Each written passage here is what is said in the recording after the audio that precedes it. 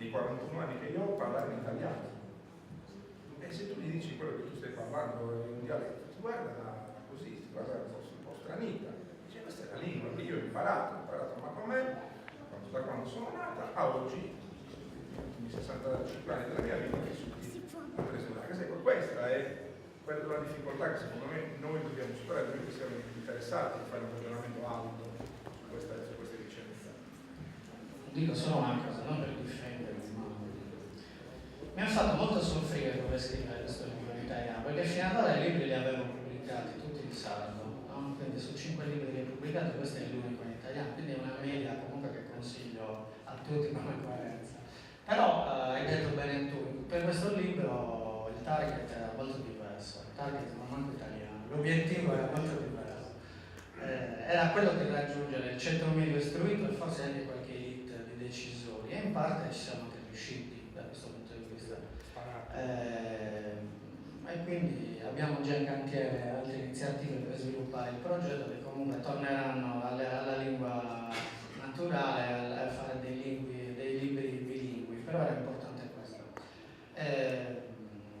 Però vorrei sottolineare questo fatto che dici tu, perché il bilinguismo ufficiale non significa che tu usi due lingue o due varietà linguistiche, significa che le due lingue vengono usate per le stesse cose. Allora, se io uso una lingua per parlare con i miei amici al bar, o per parlare con mio padre, o per cantare una canzone, o per dire una poesia, quello nei paesi normali è un campo assolutamente semantico ed accettato per il dialetto, perché la cultura dominante tollera il dialetto quando è in ambienti che non disturbano l'ufficialità, no? Se io canto una canzone in un qualsiasi idioma che non sia l'italiano o l'inglese, quello viene tollerato perché non disturba quello la lingua ufficiale. Adesso non vorrei mettermi contro tutti i cantanti e gli artisti perché poi una canzone può essere rivoluzionaria allo stesso tempo, oppure può essere, quindi esclusi i presenti, diciamo, sono quelli che hanno fatto la storia. Però vedendo la realtà nelle altre minoranze, soprattutto europee, che io tutti ho visitato, ho visto, l'uso del dialetto o della lingua minoritaria in questi ambiti è tollerato. La lingua dominante non ti chiede di non parlare in casa, ti blocca quando tu arrivi all'ufficialità, il giornale, l'amministrazione, ci mettiamo tutti dentro, l'amministrazione, la scuola, la liturgia.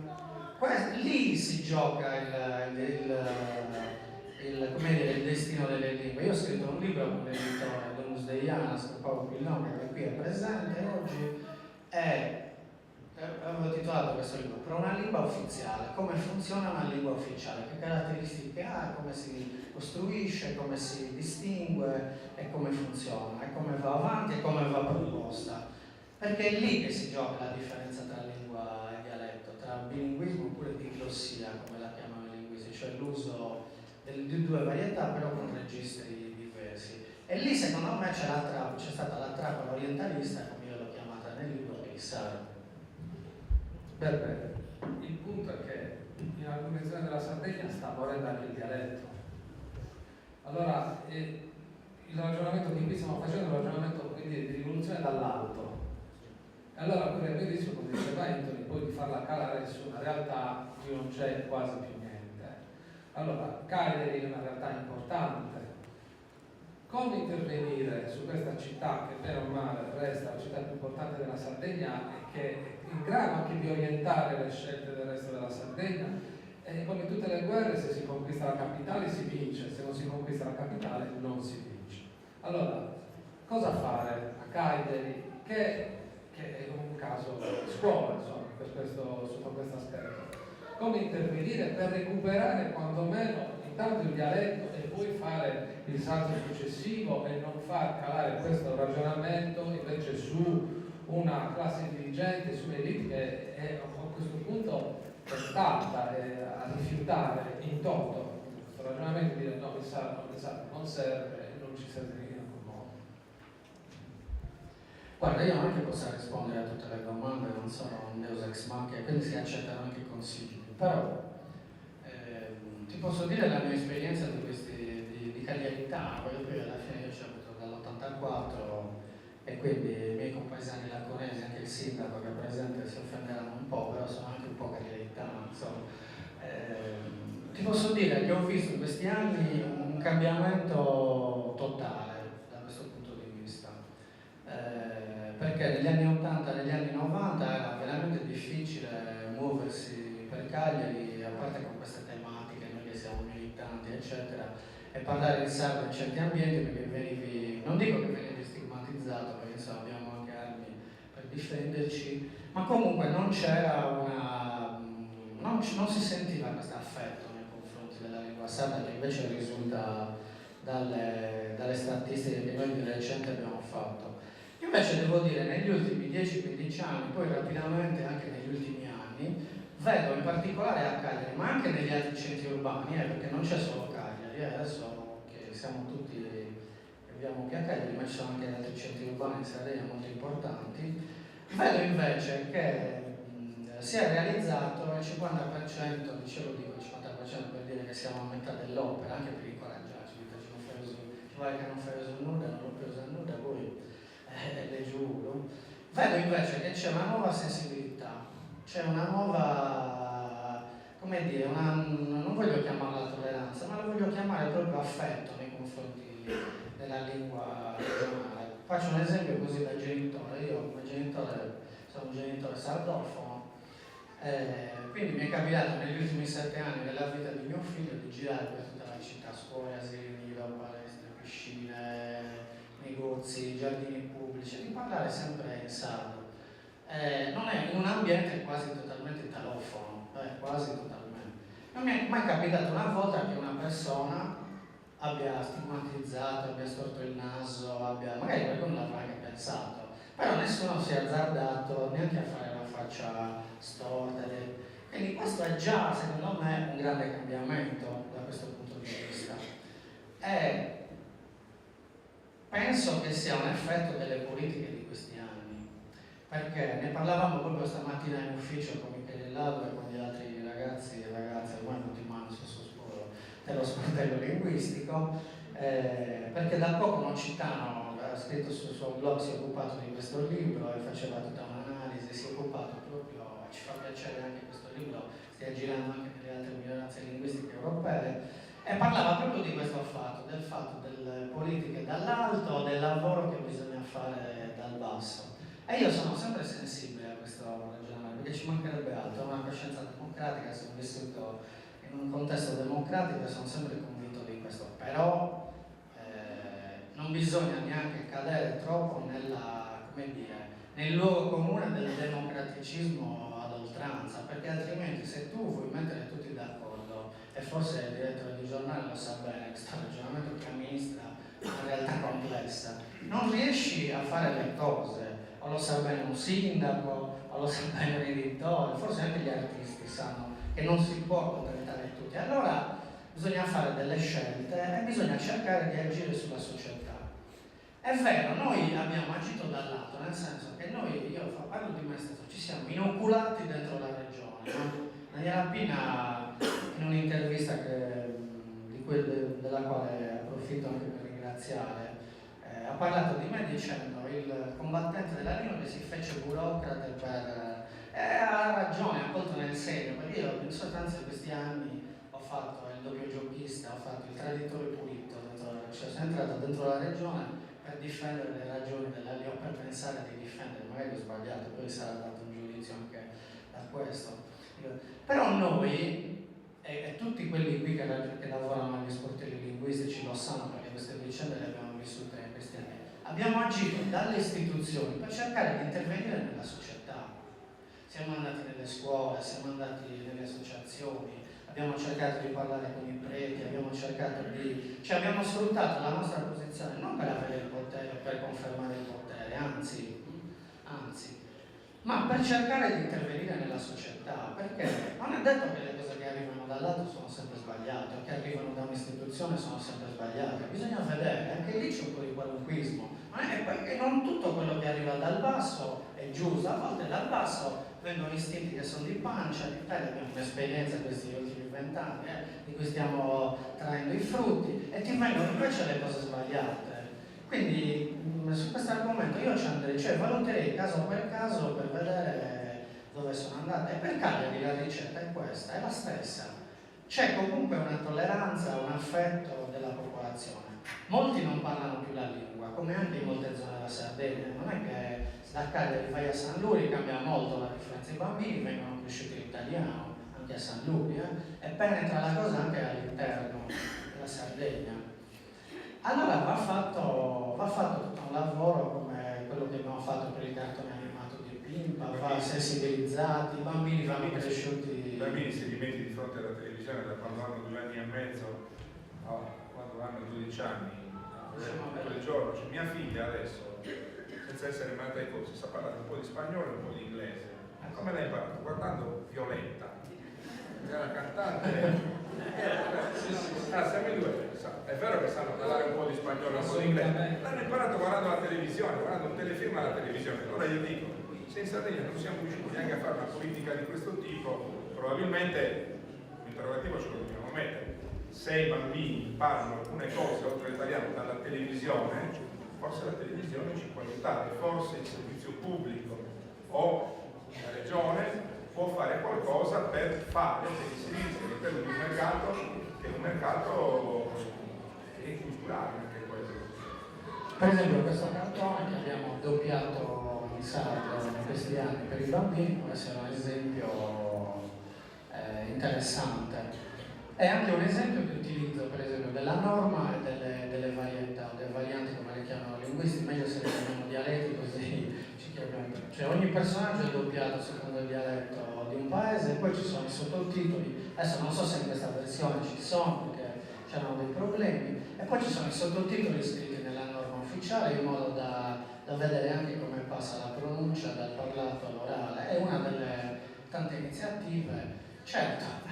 Adesso dirlo nella serie universale è legge, anche gli editori dovrebbero investire di loro e cercare di proporre dei programmi, delle cose che possibilmente non sono sempre pagate dalla regione, perché anche quello noi siamo convinti, ad esempio siamo nella serie anche di videogame, esatto. Purtroppo soldi per le produzioni non ce ne sono manco per quelle in italiano. Esatto. Però adesso la regione ha fatto un bel intervento sulle TV che sta andando per i suoi canali e secondo me produrrà degli effetti anche positivi.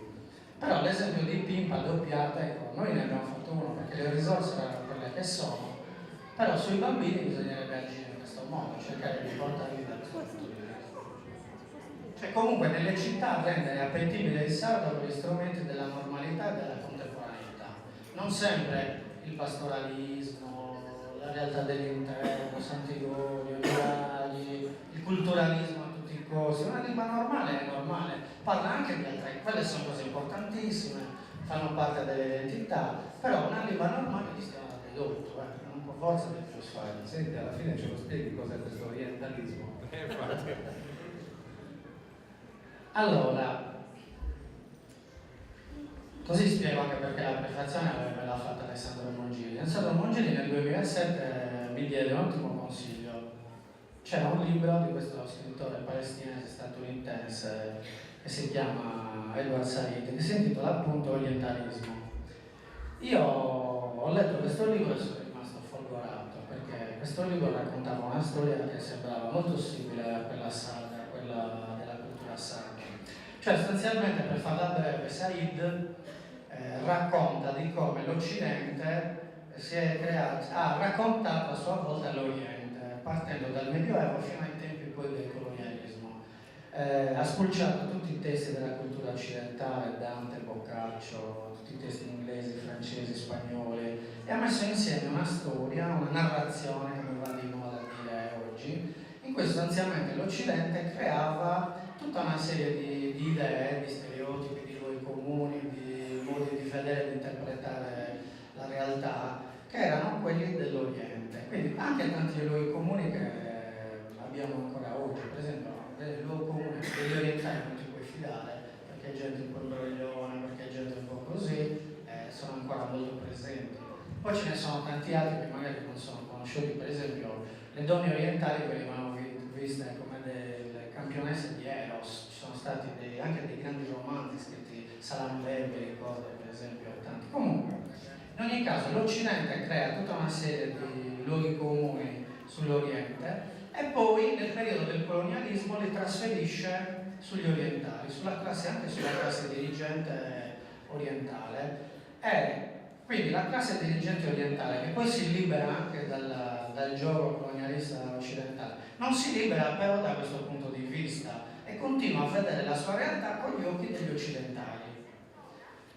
Se noi ci pensiamo, anche la cartina dell'Oriente, cioè partendo diciamo dal mare, noi ci mettiamo dalla parte degli occidentali per un braccio di mare molto ristretto, ma siamo da questa parte, facciamo finta di essere stati colonizzatori anche noi. Però se noi partiamo dal Marocco e arriviamo fino all'India, questo è l'Oriente, diciamo, tra vicino, medio e lontano, la stessa cartina geopolitica è stata fatta dagli occidentali, senza rispettare minimamente le nazionalità, le lingue, le identità degli orientali. La classe dirigente orientale, araba, indiana, nordafricana, studiava nelle università occidentali, che fossero in Occidente o fossero lì, c'era poco da vedere. Alla fine ha imparato a vedere se stessa con gli occhi degli occidentali. E già lì io ho cominciato a dire, ma guarda un po' cos'è che questa cosa è un po' successa anche da noi. Quando poi sono arrivato alla pagina dove Said dice che l'arma più potente del colonialismo occidentale in Oriente erano state le cattedre di filologia, a quel punto ha fatto un salto sulla sedia alto così, perché è proprio così. Cioè poi alla fine la lingua, la visione della lingua è sempre decisiva. Voi pensate agli occidentali che pensavano di essere i più grandi, di avere la più grande civiltà, la più grande cultura e quindi le lingue più eccelse nel mondo, il latino, il greco. Arrivano in India, si trovano davanti al sanscrito e restano a bocca aperta, cioè migliaia di anni prima la cultura indiana era arrivata a delle cime che il latino e il greco ci sono arrivati dopo tanti secoli. E allora anche lì sono state inventate tante contorsioni orientaliste, come lei chiama Said. Sì, è vero, però erano ariani, quindi non è che erano proprio indiani, eravamo noi che siamo andati là e poi siamo tornati. È nato il concetto di indoeuropeo, che se ci pensate è un ossimoro, perché parla di Oriente e di Occidente insieme e serve a dire che sì, quello è un accidente della storia, però noi comunque abbiamo la civiltà sempre più grande. E attraverso poi questi ragionamenti ho pensato che in Sardegna poteva essere successa la stessa cosa, ho pensato che una chiave interpretativa di questo tipo potesse descrivere bene quello che dal punto di vista ho intuito e abbiamo intuito insieme ad altri da tanti anni, cioè che il problema non è più il colonialismo iberico e italiano, che certo hanno fatto la loro parte, non è che non l'abbiamo fatta, però oggi il vero problema è di democrazia interna, sono le nostre elite, i nostri decisori, la nostra classe di governo, non tutta, vogliono lo status quo e quindi perpetuano questo modo di vedere la Sardegna e quindi la lingua, con tutti quegli stereotipi che le nostre amiche lucide, che ringrazio anche per la loro bellissima prestazione, poi con la Maria Marini perché è una cosa comunque non ho capito bene, hanno ben raccontato e che nel libro si possono trovare poi in tutta il loro spiegamento di forze fino ad oggi. Siamo, insomma, per parafrasare anche un titolo, il capo servizio della cultura della Nuova Sardegna ha messo in rilievo, gli assassini della lingua sarda siamo noi, perché noi la guardiamo in quel modo, cioè la raccontiamo come una lingua ma in realtà è un dialetto, cioè stiamo dicendo noi stessi che è un dialetto. Poi siccome siamo sardi orgogliosi, se lo dice magari uno a Roma ci arrabbiamo, però noi la trattiamo come un dialetto. Quello è l'orientalismo, guardare la lingua con gli occhi degli altri. E quindi per esempio un'ortografia, una morfologia scritta come avviene in tutte le lingue normali che si sono come dire, stabilizzate nel tempo non va bene perché noi abbiamo un'idea del dialetto, non della lingua. Il vero problema è lì, non è Cagliari, Sassari, Nuoro, Logudorese, è che non abbiamo l'idea della lingua in testa, abbiamo le tribù, i dialetti. Perché non abbiamo l'idea di Sardegna in testa, non ci fosse quello è il discorso politico di fondo. Questo Cittano che dicevo prima, non mi ricordo neanche il nome perché non c'è, dice sì no, Coroncio dice cose giuste, sono quelle cose che si dicono a livello europeo, sono cose, però è un progetto nazionalista sardo. Va bene, distinzione Voglio farti non ci trovo niente di male. l'ultima Sono un domanda, nazionalista sardo. perché abbiamo parlato di tutto, tranne che del nostro ruolo di giornalisti, perché bene o male siamo tre giornalisti qua, anche se tu non eserciti più delle forme, insomma, non le persone. Però la questione passa anche attraverso gli organi di informazione. La Regione ha fatto un investimento poderoso in questi anni. Secondo te che prospettive ci sono? Che bilancio si può fare? Peraltro, insomma, la Regione è impegnata su vari fronti, radio, televisione, giornali online, quindi insomma, più che da responsabile del servizio, ma da intellettuale che lavora con la lingua e che vede insomma quali sono le dinamiche, secondo te che rapporto ci può essere fecondo tra la lingua sarda e il suo uso all'interno di giornali, TV e radio? Guarda, prima che ci fosse questo intervento poderoso, come tu l'hai chiamato, noi come servizio avevamo realizzato un seminario all'inizio di quest'anno che abbiamo intitolato Kirkadiano Medium, che era un gioco di parole, Kirkadiano Media, scusa, che era un gioco di parole tra il media, diciamo, latineggiano che indica l'informazione e il medio sardo che significa rimedio, ma anche tante altre cose. Perché proprio il settore dei media nella politica linguistica è quello che ha funzionato di meno, secondo me, secondo la mia analisi tecnica di questi anni. E non siamo riusciti, intanto per l'esiguità delle risorse che ci sono state, perché diciamo che l'intervento poderoso è arrivato quest'ultimo anno, mentre gli altri anni viaggiavamo su cifre abbastanza ridicole. E non siamo riusciti a innescare in tutti questi anni un circuito virtuoso, per cui io ti faccio l'investimento pubblico nel tuo media, nel tuo giornale, nel tuo web, nella tua TV, tu però allo stesso tempo recepisci il messaggio e investi a tua volta e crei un circuito virtuoso. Invece questo circuito virtuoso, a proposito di politica dal basso, non si è mai creato, per cui gli editori, fin quando è aperto il rubinetto della regione, fanno il programma in sardo.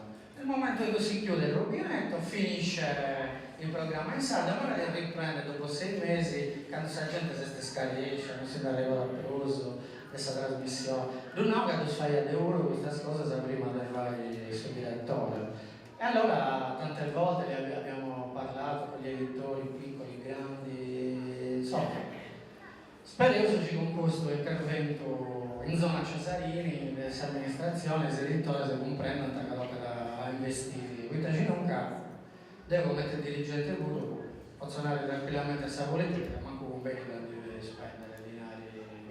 Sì. Posso fare una piccola precisazione che riguarda una mia esperienza passata quando ero direttore di Radio Press. È vero che spesso quando non ci sono più soldi non si fanno più programmi in sardo, però io non ho mai trovato un solo programmista, un solo militante della lingua che sia venuto in radio a dirmi vengo anche gratis come lo fanno tutti, perché il livello delle... Guarda, io a maggio devo finire di fare il dirigente, quindi io vengo alla radio e lo faccio più. Purtroppo la radio non esiste più, purtroppo come dire, anche da parte del movimento linguistico e dei militanti non c'è stata molta disponibilità all'interno dell'economia. Secondo te è possibile fare dei passi in avanti con un movimento linguistico, non dico così diffuso, però dove i conflitti dove ci sono veramente forti, insomma? Cioè, si può cercare di trovare un modo per limitare la conflittualità? Guarda, io per 7 lunghi anni sono stato zitto, non ho mai risposto, non ho mai detto niente, non ho partecipato a polemiche. Stavo preparando questo libro, tanto sapevo che poi l'uscita del libro avrei recuperato un po' a tempo tutto impresso. Però il problema è anche questo, è il problema della normalità. Allora, secondo me, se ci sono dei valori condivisi, un'ideologia linguistica condivisa, un credo, un sentimento, chiamiamolo come vogliamo, condiviso, tanto si vuole andare d'accordo ovunque. Però, la cosa fondamentale della questione della politica linguistica in Sardegna è che si dà delle unità, di questa cartina c'è subito, sono unità di essere basata. Unità. Ci dà un'aroga esiste sali basata è stuna, este Omega Duenzo, Manto scuola pensa a Salimba destinazione sarda, 4 scuola essere invece normata a questioni culturali, identitarie, giusta che savuro, non è scasa delle grisari, però l'identità di Salimba è importante. Poi, non se io sono d'accordo con la pizza di una virgola, di un GH, di una K, di una I, vabbè, se vogliono sono d'accordo, non è che questo cambia. Però c'è uno che mi minara, non esiste su sardo, esiste di due su tasardo, su questa pizzeria, su esiste solo Cotoreso e su Campidanese. Beh, ormai ci faccio come un'idea ci non c'entra nulla, cioè essere come anni che Dio non esiste, che Dio esiste in tu, vabbè che sa che regione cattolica sta riesce a fare questa trinità di indù, che ha fatto sul massimo dell'orientalismo, e forse sì, non è stato un bel esempio questo. Però c'è un nominato che su sardo non esiste, esiste solo Cotoreso e su Campidanese, esiste di Salimba Cotoreso e Salimba Campidanese. Dunque, Sandorru tutto si idea dell'unità del sardo, con le minorie catalana, sassarese, che cosa studiare, altre cose che hanno da tutelare.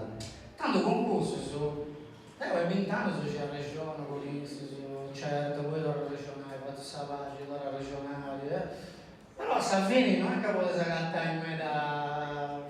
Questo suonata, ma lui praticamente noi sappiamo non so se un nemico su essere basata, sì, se un nemico su questa idea di unità di essere basata, e io non, cioè, non vado non posso fare un uomo con te così, poi magari deve metà regione visto, se Deo ci sia un'altra ideologia, però una cosa è se ci punti dialetto dentro di una famiglia linguistica ci stuna, una cosa è ci punti due standard, due ufficialità, cioè poi non vuole dare una pagina, quindi fonti due idee sono diverse, dunque tutto esatto si vuole la regionale, volevo su.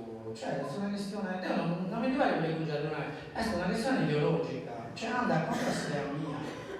E dunque ti rispetto, non ti offendo, ovviamente, però non posso trovare con te così. E poi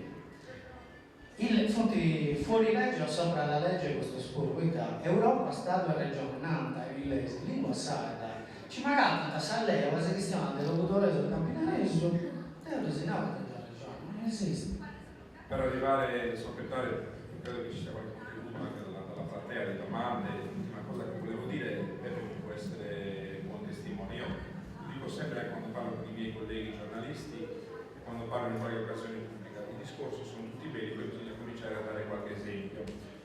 Allora io, siccome voglio cercare di essere sempre conseguente con gli esempi che teorizzo sia nella mia professione sia dal punto di vista personale, Peppe sa che io gli ho detto in tempi non sospetti, so che non ci sono soldi per i giornali, per la stampata, per quest'anno, però siccome io ci credo di averlo dimostrato, ma anche con questi piccoli strappi che qualche discussione con i lettori mi hanno portato sulla prima pagina del mio giornale, ho chiesto aiuto a lui per poter partire nelle prossime settimane, noi in Unione Sarda dare in edicola con un nuovo formato, una nuova grafica, una nuova fogliazione. Io ho chiesto l'aiuto dell'ufficio vari per la lingua sarda per pensare di andare in edicola tutti i giorni, se fosse possibile, con una pagina del giornale del giorno tradotta in sardo. E di più, mi piacerebbe fare una pagina in cui si parla di balli sardi, di libri, cose del genere. Mi piacerebbe fare una cosa diversa, che so, fare in sardo la pagina degli esteri, proprio per dimostrare che col sardo si può raccontare tutto. Allora questo è un impegno che sto prendendo anche in pubblico, perché un piccolissimo mattoncino non lo portiamo tutti gratis, visto che non ci sono i contributi per i giornali. Per quest'anno, se l'ufficio regionale della lingua sarda ci dà una mano, ci mette a disposizione i traduttori, la lingua sarda è comune, i lettori cercheremo di spiegarlo, l'Unione Sarda prende l'impegno, se fosse possibile di farlo quotidianamente, facciamo quotidianamente, se non si può fare quotidianamente facciamo 2 volte alla settimana, una al mese, non lo so, ditemi voi, e quando saremo pronti daremo anche noi un piccolo contributo. Se poi lo facciamo tutti, anche fuori dai media, anche nella chiesa, nella scuola, nell'università, tanti piccoli mattoncini con chi è tutti i giorni a contatto con la gente, con il grande pubblico, possono aiutare a costruire costruire questa abitazione che tutti desideriamo occupare in maniera più produttiva rispetto a oggi, perché quello che io amo dire, chiudo veramente, nel 2013 in un'Italia che è tecnicamente fallita, e se fosse un'azienda avrebbe già portato i libri in tribunale, c'è un commissario concordatario che la ministra, che è l'Unione Europea, nessuno mai, come in questo momento, arriverà da fuori dalla Sardegna per aiutarci. Prima i sardi si rendono conto che si devono aiutare da soli e prima forse possono iniziare a migliorare la loro vita.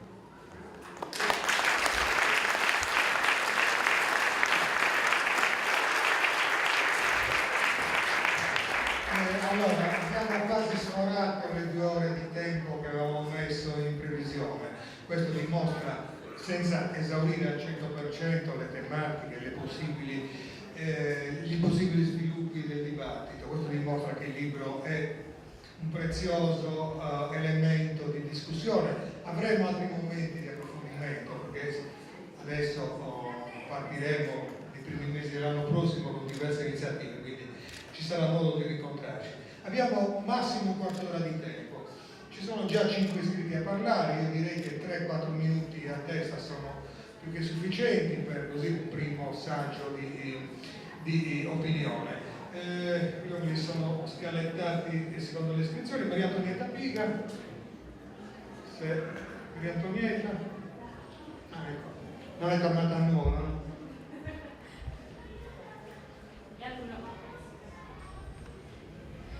Salute a tutti, giusto 2 cose. Per non avere chi, io conosco Peppe da Iso 2006, ed è che ha cominciato a parlare in sportello linguistico della provincia di Nuoro. Ha pubblicato il suo libro in anteprima, che lui me l'ha fatto leggere prima